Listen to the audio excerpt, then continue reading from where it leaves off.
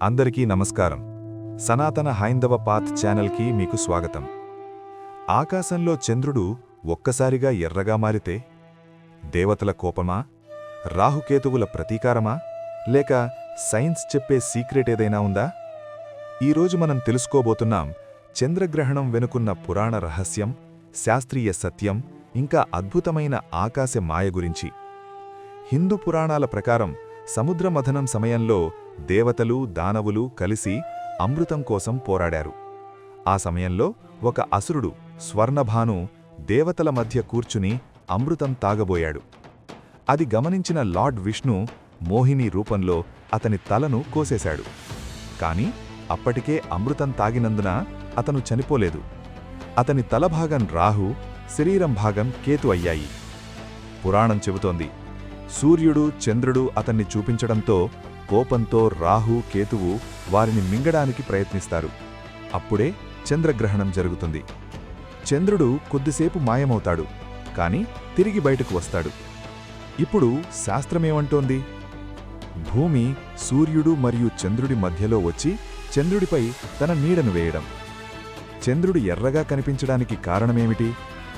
భూమి వాతావరణం సూర్యకిరణాలను వంపు చేస్తుంది. నీలికాంతి చెదరిపోతుంది, ఎరుపు కాంతి మాత్రం చంద్రుడి మీద పడుతుంది. అందుకే దాన్ని బ్లడ్ మూన్ అంటారు. ఇది దేవతల కోపం కాదు, ఇది ఖగోళశాస్త్రం చెప్పే అద్భుతమైన ప్రకృతి మాయ. భారతదేశంలో చంద్రగ్రహణం సమయంలో దేవాలయాలు మూసివేస్తారు, ఉపవాసం ఉంటారు, గర్భిణులు బయటకు వెళ్లకూడదని చెబుతారు. గ్రహణం తర్వాత స్నానం చేస్తారు.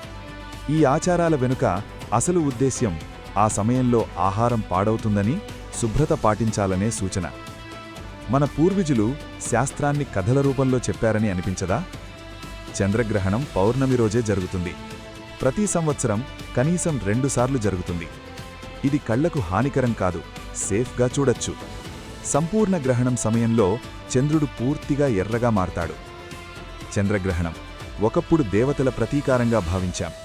ఇప్పుడు అది ఖగోళశాస్త్ర అద్భుతమని తెలుసుకున్నాం. కాని ప్రశ్న ఇంకా మిగిలే ఉంది. మన పూర్వీకులు నిజంగానే తెలియక చెప్పారా, లేక శాస్త్రాన్ని కథలో దాచారా? గ్రహణ సమయంలో చేయాల్సినవి: ఓం నమఃశివాయ, ఓం నమో నారాయణాయ. ఈ సమయంలో జపం చేస్తే ఫలితం ఎక్కువగా ఉంటుందని నమ్మకం. గ్రహణ సమయంలో మనసు ప్రశాంతంగా ఉంచి ధ్యానం చేయడం శుభం.